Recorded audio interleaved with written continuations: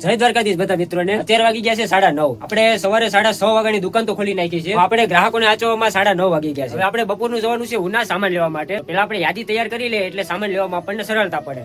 અત્યારે આપણે હાવ નવરી બજાર છે. આપણે કાલે જે ભૂંગળાની થેલી જે પેકિંગ કરવાની બાકી રહી ગઈ ને એને આપણે અત્યારે પૂરી કરી લઈએ. આપણે અત્યારે ઉના જવાનું કોઈ સેટિંગ નથી આવે એમ એટલે આપણે નાના ભાઈને પૈસા આપીએ અને ઉના મોકલી દઈએ. આપણે ત્યાં બીજું કઈ નથી કરવાનું. વેપારીઓને આપણે ફોન કરીને કહી દીધું છે એટલે ત્યાં ખાલી જઈ આપણું નામ દઈ પૈસા આપીને માલ લઈ જ લેવાનો છે ડાયરેક્ટ. હવે આપણે બજારનો સમય થઈ ગયો છે તો પેલા આપણે દુકાનમાં અને બહાર બધા મસ્ત રીતે સરસ રીતે વાળી નાખીએ. કારણ કે જ્યાં સ્વચ્છતા ત્યાં પ્રભુતા. દુકાન એકદમ સાફ અને મસ્ત એવી દેખાતી હોય છે ને તો ગ્રાહકને ખરીદી કરવાની પણ બહુ આનંદ આવશે. ઘણાને આવું બધું કામ કરતા હોય ને શરમ લાગતી હોય છે. જો ભાઈ જો શરમમાં રહ્યા ને તો તમે કાંઈ ના ન રહ્યા એ એક વાત સમજી લેજો. હવે આપણે મસ્ત મજાની સફાઈ થઈ ગઈ છે. બધા ગ્રાહકો માટેના જે ઓર્ડર આપેલા માવા છે ને માવા પેલા તૈયાર કરી નાખીએ એટલે તરત અંબવા થાય.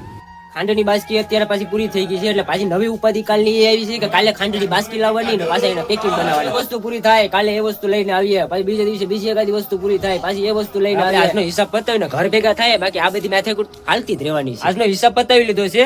2230 રૂપિયાનો આપણે વેપાર થયેલો છે. આ વેપાર છે આખા દિવસનો વેપાર છે. આ કોઈ પ્રોફિટ નથી. તો મળીએ આપણે કાલે નવા વ્લોગ સાથે.